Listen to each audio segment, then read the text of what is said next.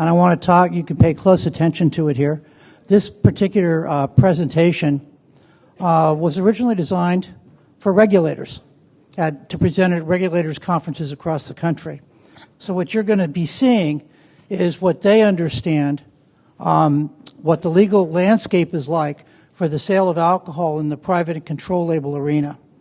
Now, the first thing we're going to talk about is definitions. What is a control label?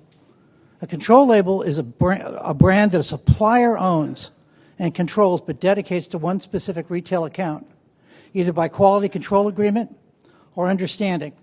Exclusive outlet agreements, on the other hand, violate federal law. So you can't have an agreement that you're only going to sell in one specific retail premise. The product is manufactured to the specifications of the retailer, which is why in that last panel I wanted to ask how do they specify the production constituents of the brands that they buy. The supplier in a control label owns the intellectual property, and the retailer controls the marketing and advertising of the particular product. And the margins, which is all important, as you heard before, are controlled through the three-tier system. And the concept of intellectual property is key to understanding the whole private control label world. Private label, what is it? There's two kinds. One is a retailer contracts with a manufacturer to put their logo or label on an existing product. Bulk wine is the best example, or special products that exist that are surplus in the supplier's inventory. Or they have a product produced at our specifications. This is very popular at Kirkland. The Kirkland brand in Costco is they have products produced to their own specification. The owner of the intellectual property with the retailer's name on it can license that brand for broad market products, and often do. A brand is proprietary to the intellectual property owner. It may be licensed to others for production. IP is the key to understanding private and control labels. If you control the intellectual property, you can contract with different manufacturers for production of the same product. This is common in wine. You will see different suppliers producing the same brand of wine.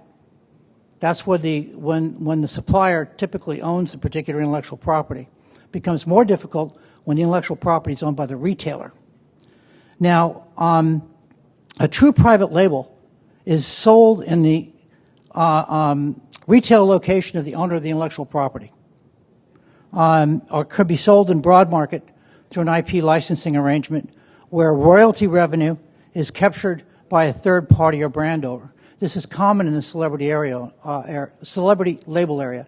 They will commission products to be produced using their intellectual property, and they will get a royalty on that particular product being sold.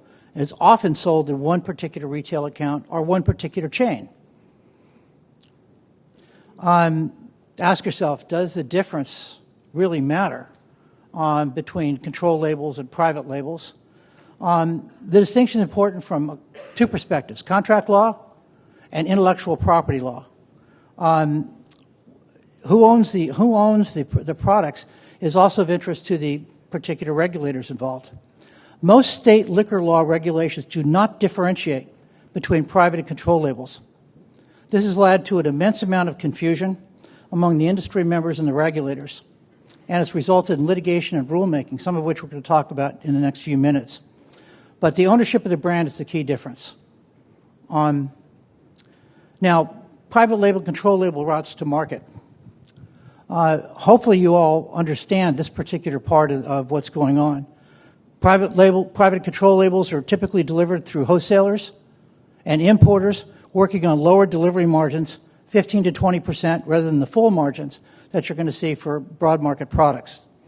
Traditional distributors in the three-tier system are not fond of the private and control label market because of the lower margins and losses of available shelf spots for broad market products. Traditional distributors will, however, especially now, ship private label and control label products, often for fixed fee per case, because they're going to fill their trucks and they're going to do favors for their retail accounts that they're selling other products in. Margins per se are not regulated, and margin points based on services provided by distributor, delivery, stocking, ordering, merchandising, credit, and so forth, is why the private and control label channel is profitable to all parties, but less profitable for traditional distributors than the broad market. Dealing with regulation for a second, many states have laws prohibiting wholesalers from discriminating among retailers. This results in the private and control label products available to the broad market have to be, that private and control label products must be available to the broad market. In other words, they have to be offered to all retailers, not just one. And this is an issue currently, today, in Texas, where private and control label products bearing retailers' intellectual property must be available to other retailers. Texas has just done a release on this, and they're doing investigations. The difficulty with making a brand available to another retail account is that they don't want to carry it because they're advertising the competitor. This has become an issue.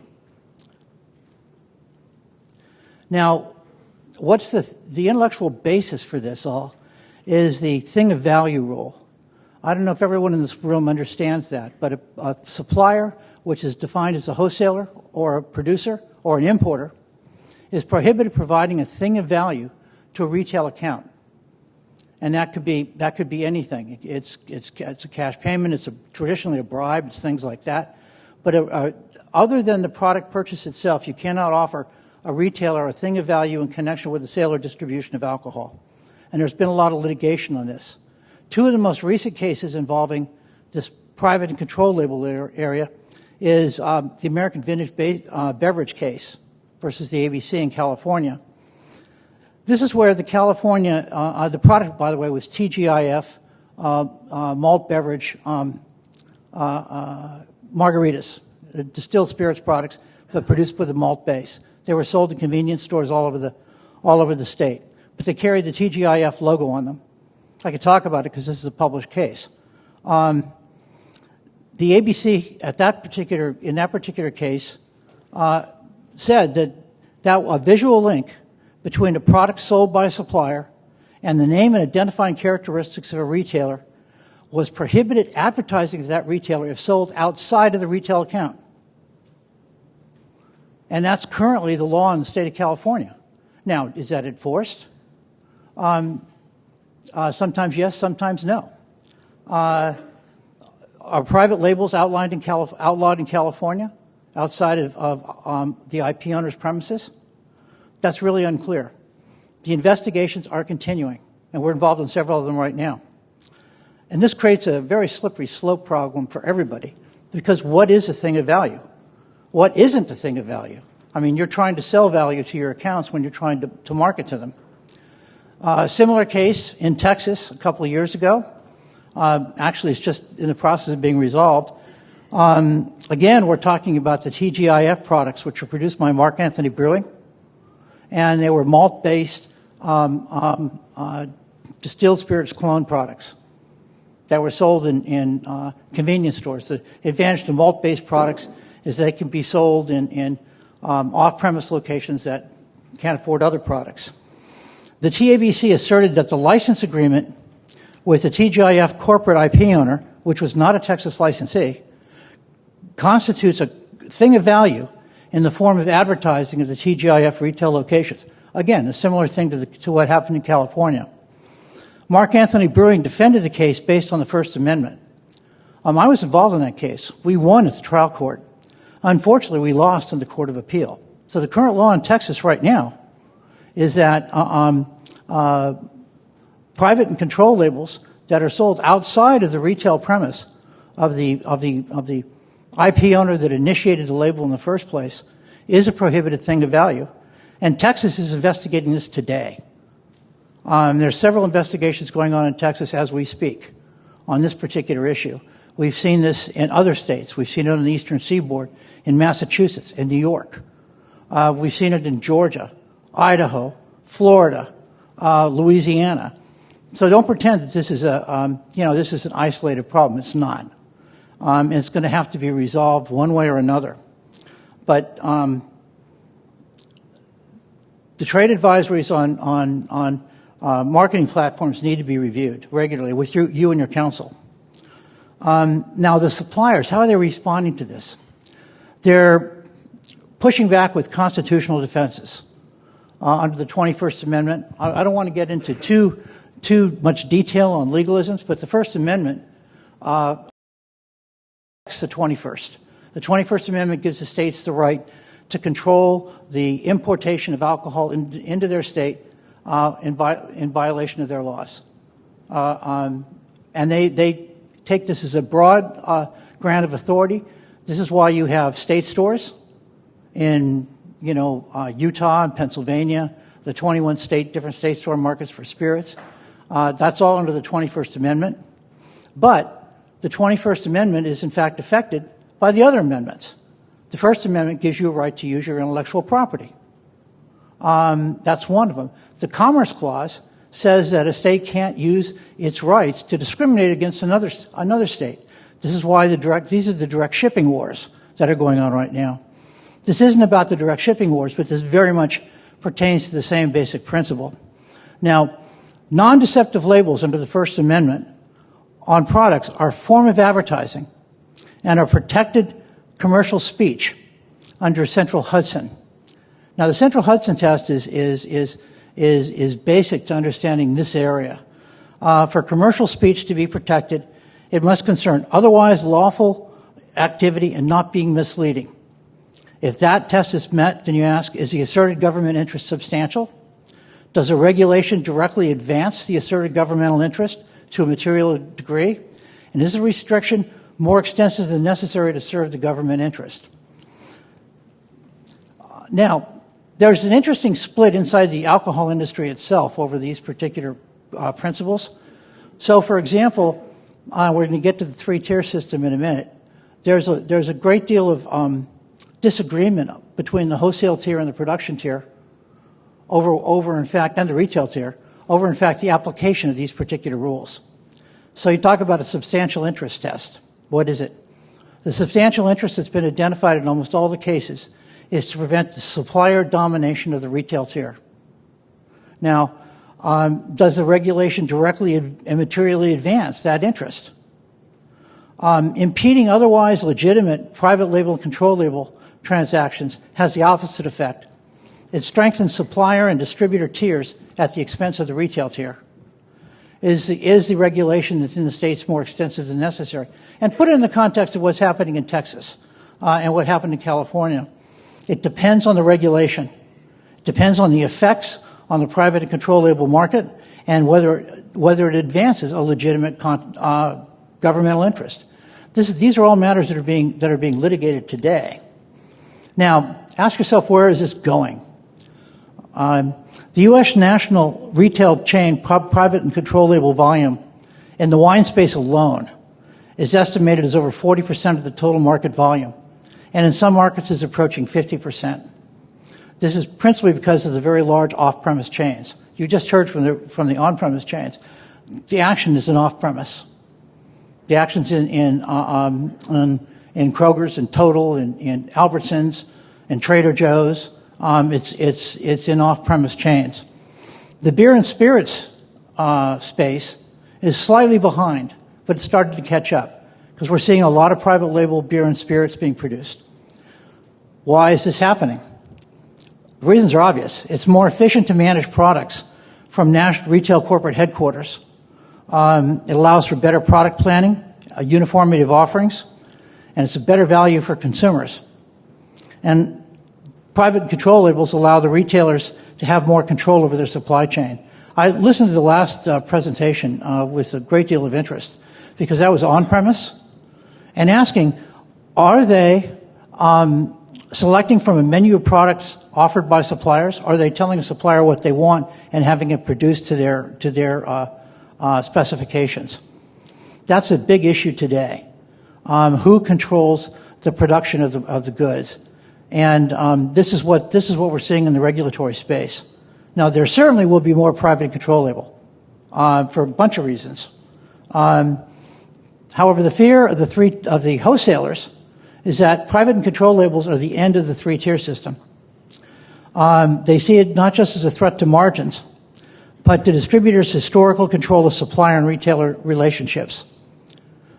Under PLCL initiatives, the middleman no longer controls the communications at the chain headquarters level and realistically can't control the communication channels. Almost all states permit some level of winery and brewery self-distribution, and several states, Oregon and Washington among others, permit self-distribution across state lines by permit.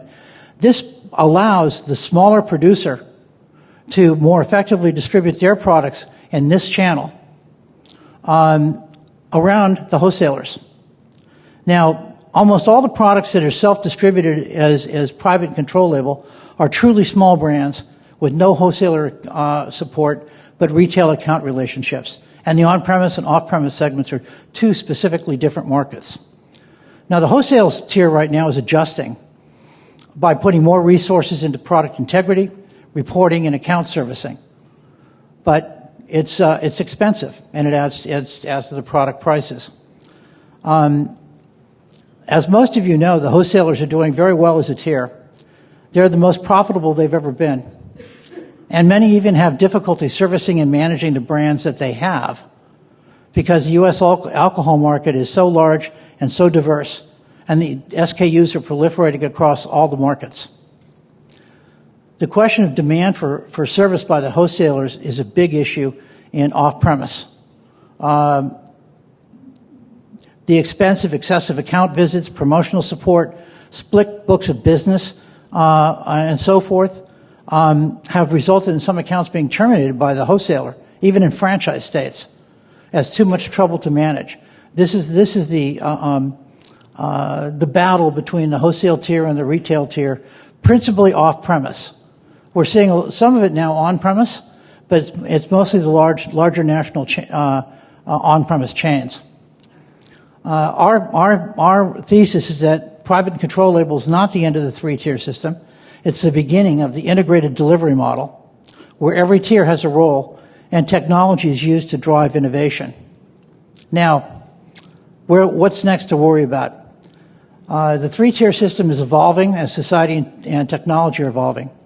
The basic purpose of the three-tier system, which is to prevent supplier domination of the retail tier, remains intact. The biggest challenge for today's regulators is understanding the business that the licensees being regulated are conducting between themselves. For that reason, we expect continued regulatory scrutiny across the United States. California and Texas, as I mentioned before, are the most recent, but we've got other states that are coming online right now and questioning the nature of these particular transactions, often at the behest of their local wholesalers. There's a wild card going on right now, before I take questions here, and the wild card is the Biden administration. In August of 2021, just a couple of months ago, they made a request for competition on competition restrictions in the wine, spirits, and beer industries. There were hundreds of responses to that particular request for comments. And almost all of them were basically the same, other than from the wholesalers, which is the retailers are too large and the wholesalers are too consolidated. And small brands are hurt as a result. Now, I flew through this material, so because I know I only had a half an hour. But I've got time for questions. And we won't provide legal advice, but I'll tell you where the lines are being drawn today in this particular area, which is principally look at the thing of value rule, understand, I heard margin sets. A good way to view it is you're going to ask your suppliers, if you're a retailer, you're going to ask your suppliers, give me your menu. Tell me everything you've got, what the qualifications are, and I'll select from them. What you're not going to do is say to the supplier, hey, I want this vintage from this varietal, from this appellation area, with these characteristics, and this pH balance, and so forth. The second area, That pertains to you're doing the supplier's business for them. This is what's concerning the regulators today, is that the retailers are actually taking over.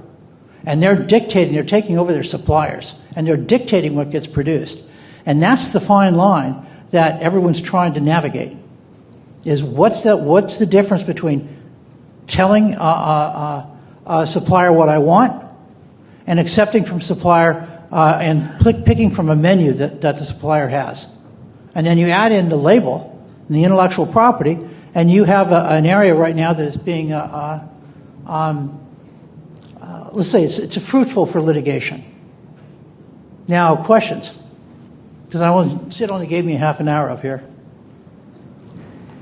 We are passing a microphone around, so if you have a question, wait for the microphone so that everybody can hear you. And I'm sure everyone has questions.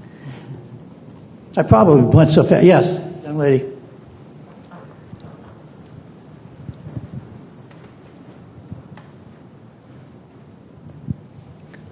In the two cases that you talked about in Texas and California where there was a violation of the thing of value rules, how does that tend to play out for the parties while that's being determined, well, the courts are ruling or it's being determined? Well, there's two ways. One is the fines that come down to the license, which would be suspended or revoked ultimately if the action continues. The fines can be anywhere from $10,000 to $150,000, depending on the state and the situation. But the real cost comes in legal defense.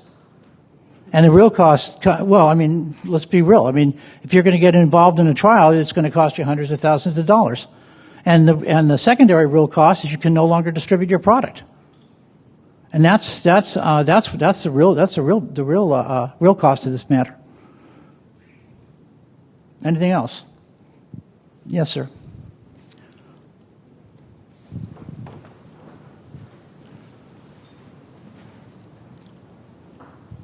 Hi, I came into the lecture a little late. So what I'm understanding is, let's say, because I have a distillery here in San Francisco, if I produce a product for, let's say, Target, and it goes through, obviously, my... Good hypothetical. Yes. Good hypothetical. So let's say, it goes through our distributor, Southern Wine and Spirits, and obviously there has to be a product that anyone can buy. Let's say Costco wants to buy the Target brand, which you say they're not going to want to because they don't want to do free advertising. But you're saying if they did purchase that, then it would be a violation because it's now a thing of value creating advertisement for them? It's a potential value, yeah. It is in California. The ABC has held that is in fact a violation of the ABC Act to advertise a retail premise outside of the retail account by a supplier selling that particular product. That's the holding of the American Vintage Beverage case. Oh, wow. Because I actually have a project in the works for a private client who has a retail license. Well, it depends on where you're going to sell that particular product. Yeah. Okay. Interesting. I mean, this is case law, and if you're going to get investigated or busted, it's going to be, the draw. You can be complained. Usually, it's a competitor turning you in. Yeah. And that's where most of the cases start. But it is a thing of value, and this is a complex area. The way to do it is as you're a distiller. And a producer, you can be contracting, for example, with the owner of the intellectual property or the retail account and produce a true private label. Now, what's really interesting is in California, if you only sell it in the retail account that's got the name, that's kosher. Okay? That's kosher if you sell it to that retail account only. If you sell it to other retail accounts, that's where the advertising violation comes in. But in Texas, they're looking at it differently, that the very production of the product itself is a thing of value. So that's exactly what I understood you said, but now you're saying if I sell it just to that account. But I thought any products I produce have to be sold to anyone who wants to buy them. That's the rub right there. In Texas, you've got to sell it to everybody. In California, you can only sell it to the one that owns the intellectual property. Oh, okay, because that's what I was thinking of. In California, I thought I had to be able to offer it to everyone. No, the point here is we've got different standards in different states. Ah, okay. And on the same violation, you've got different standards in Texas than you do in California. And you're seeing it right now, like I said, we're looking at investigations in Massachusetts, Florida, Louisiana, various other states. And they're all coming down with inconsistent approaches, which is a national market versus a local market approach. And this is a problem with alcohol law generally because of the 21st Amendment. You look at the law of the state that's involved, and that governs it, and there's no overriding national standard, except from the TTB, which you get as a distiller, you have a TTB license. The retailer doesn't. Yeah, TTB's pretty. They let us pretty much do what they want. They do, as long as they get the taxes, and they don't have the money to do otherwise. Yeah. But that's the problem: is inconsistent regulation. And where it comes up and bites you typically is if we get a violation against our license, then you're disclosing it to your investors and everybody else, and suddenly you've got these questions raised about how this works.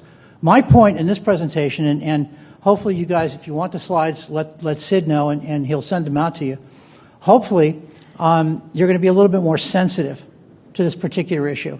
You can't do the retailer's job for him. Okay, you can't take an order from a retailer and have him dictate exactly how it's going to be done. But you can present a menu to the retailer and pick among the menu. Yes, Gillian. Here. Sorry. What about if the IP is owned by a completely separate entity than the retailer, which I'm seeing very, very common nowadays, where the IP is completely separated from.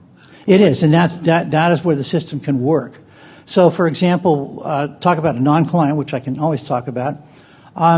Look at Gordon Biersch, which is in every airport in the country as a retailer, but it's also a beer.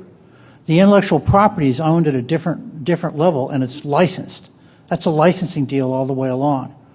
And when you look at licensing transactions, that's where the regulators kind of say, what are we talking about here? And they scratch their head. But yes, it's done. And that's what my point in the initial slides was, when you elevate the intellectual property upstairs to a non-licensee, say I'm an individual, it's my name, then you've got a lot more flexibility in dealing with the licensing, and that's where celebrity licensing comes in. Today, you're seeing a lot of celebrity brands being produced because, and the only thing that goes wrong with that is when the celebrity also happens to have an interest in another portion of the industry, for example, a restaurant or a distillery. I mean, we tell the celebrity clients, hey, listen, don't have any interest in alcohol licensed premises at all, and simply license your brand, and that way you can get the you can get the royalties from that particular transaction. You can't control it, but you can get royalties.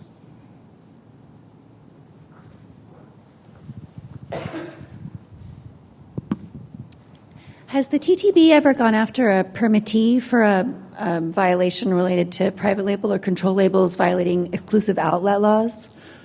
No, I've only seen it with the state alcohol authorities, not with the TTB. They do have regulations that prohibit things of value, generally, but I haven't seen them go after retail accounts. Some of the fines, by the way, for violations of thing of value are pretty significant.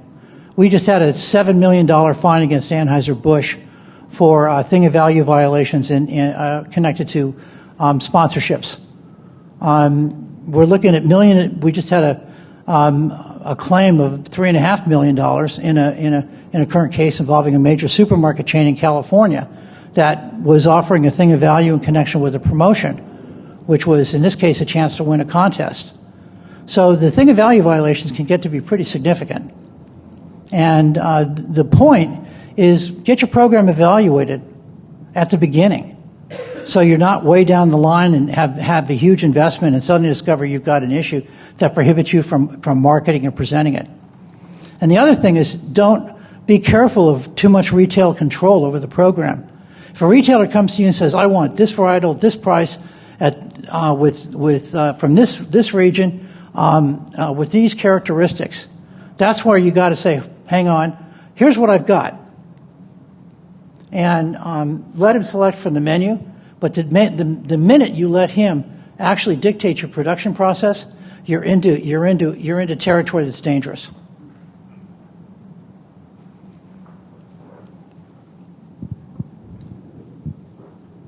Forgive me for being dense, but would that include like a retailer telling you what you can and cannot put in your wine? It can, yeah. It depends. Again, you need to be presenting the menu to the retailer. The retailer doesn't present the characteristics to you. So we recommend to our retail clients that are involved in this and our supplier clients that you have a menu that you allow the retailer to pick and choose from. That's perfectly appropriate. But you can't have the retailer come to you and say, I want you to go out and buy this for me at this particular price and from this particular area with these particular characteristics. You know, that's when you've crossed over the line. And we've got states like New York, for example, that have put out recent bulletins on this particular issue on retailer control of supplier activities. But it's very heavily in the private control label area. Anything else? Guys, if you need legal advice, you know where to go. Thanks a lot. Sid?